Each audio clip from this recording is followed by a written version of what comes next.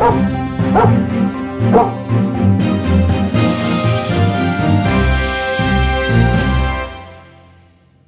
to the Bulldog Broadcast. I am McKenna McCubbin. And I'm Caroline Sims. The top story of December is COVID. Out of 440 students here at AIS, 11 have tested positive for COVID this year. Also, 5 staff members have tested positive. As a result of positive cases, 52 students had to be quarantined. That's our top story of December. Remember to wear your mask, Bulldogs. Now on to the teacher's perspective of COVID. Take it away, Kaylee Jo. Hi, I'm Kaylee Jo Morris. I'm here at Altus Intermediate School. I am here speaking with Mrs. Dallas, who teaches language arts. So, what is your opinion about students completing their lessons on the iPad? So it is difficult. I think we're doing the best that we can, both teachers and kids, to get things done. I think telling kids to just try and stay in a schedule like they would at school if they are at home is probably the best way to make sure that they complete their lessons. As long as the teachers are reaching out to the kids and the kids are reaching out to the teachers, in person or virtual, it still has to get done. So we just have to work together and try to accomplish everything we can. And how has COVID affected your life? So it has affected a lot in teaching, so classroom has to be a lot different. I love to do a lot of partner stuff, love to have the kids up and moving around in the room, working together, and unfortunately that's kind of had to be stopped because we have to social distance and things. We were making it work anyways, and I try to still keep class a little fun every once in a while, but so it is challenging, and I wish, that the kids were able to be more interactive with each other, but hopefully it'll be back to normal sooner than later. Thank you for the teacher's point of view on COVID, Kaylee Jo. Now let's see what's going on in art with May Nelson. May?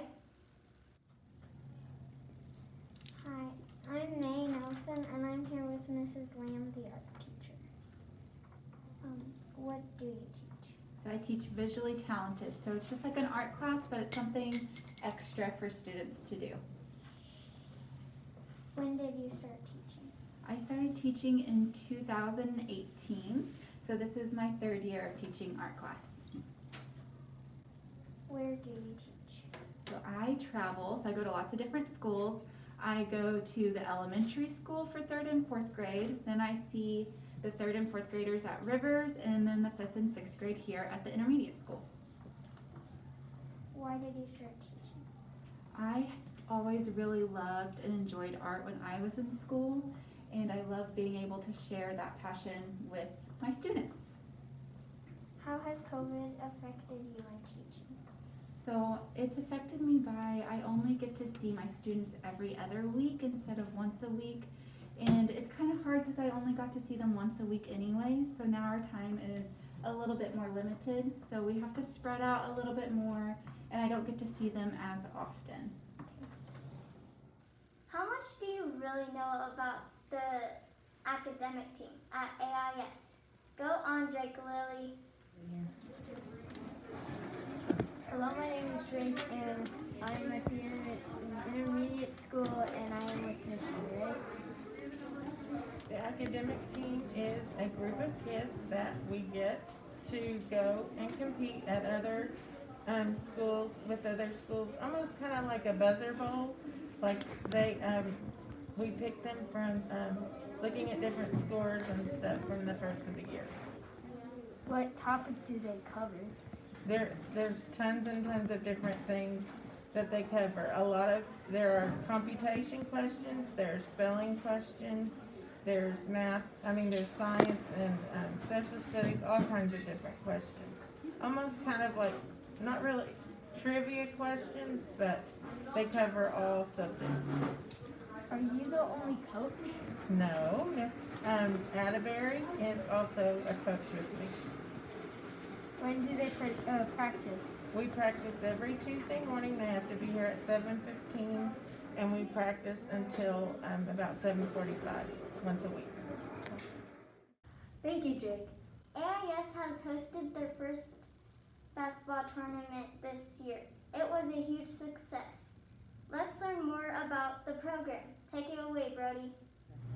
I'm Brody Langan and I'm here with Coach Atterbury. How many games will there be this year for the varsity basketball team? The varsity boys basketball will end up playing somewhere around 15 games, give or take, depending on tournament games. Who will be the toughest team to beat this year? Toughest team for us is definitely not one team.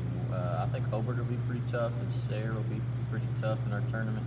Our tournament actually will be pretty tough overall. Hollis isn't bad, and of course, Duke's always a good game, a tough game. How many kids usually go out for basketball? I think our overall numbers this year for basketball were around 60 something, and that's total, all kids who came out for basketball, JV, varsity, blue, white teams, everybody. Thank you, Brody, for catching up on the boys basketball team. Now we will go on to our cross country. We know the team has had some meets this fall. Let's see how those went. Take it away, Lizzie. Hi, I'm Kayla Jo Morris, and I am here at Altus Intermediate School. I'm here with Mr. Huckabee, and I'm asking him questions about cross country. It's a hot day. Sometimes I think we ran like in 100-degree weather one time, and we were exhausted. But other days, when it's kind of like in 70-degree weather or anything like that, it's usually a pretty good day for a run. It just usually depends on the weather, and it also depends on what we're doing. Like if we're running 3 or 4 miles for long distance, or if we're running sprints, that's usually can tire someone out. And just depending on what we're running and kind of what the weather is like. 100 degrees, that's pretty hot for him to run. Oh yeah. How's COVID affecting the competitions? Yeah, it has affected us. We did have a couple kids who, had to be quarantined, and so it did affect us in that way. And that's probably one of the main reasons why we didn't place as a team, because we were missing a lot of people. When do you hold tryouts? Tryouts, from my understanding, they're usually over the summer. And why they're over the summer is because that way you can kind of build up and practice running from the start, and that way when school starts in August, usually those kids are ready to go, because usually maybe the second week or third week of school, we usually have a meet, and that's why we want them to get them trained at the beginning. That way they're prepared for whatever meet we're going to when school starts.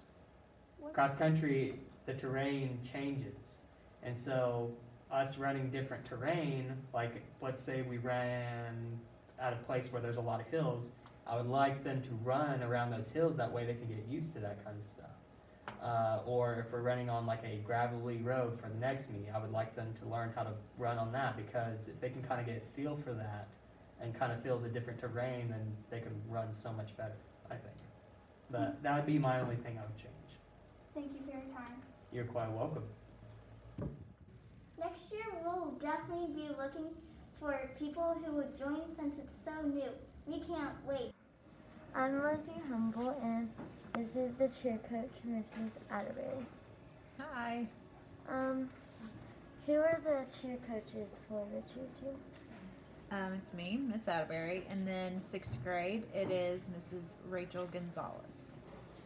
Why did you guys want to start a cheer team at Altus Intermediate? Well, since we added basketball and we have wrestling and we're continuously adding sports, it just only seemed right to have cheerleaders with it, since every other sport, junior high, high school, has them as well. It just needed to happen. Is there any specific reason that you wanted to be a cheer coach? I actually cheered for 9 years, so it just felt right, and I wanted to do that and share my love with you guys. We will be looking forward to next year's cheer tryouts. Thank you, Lizzie.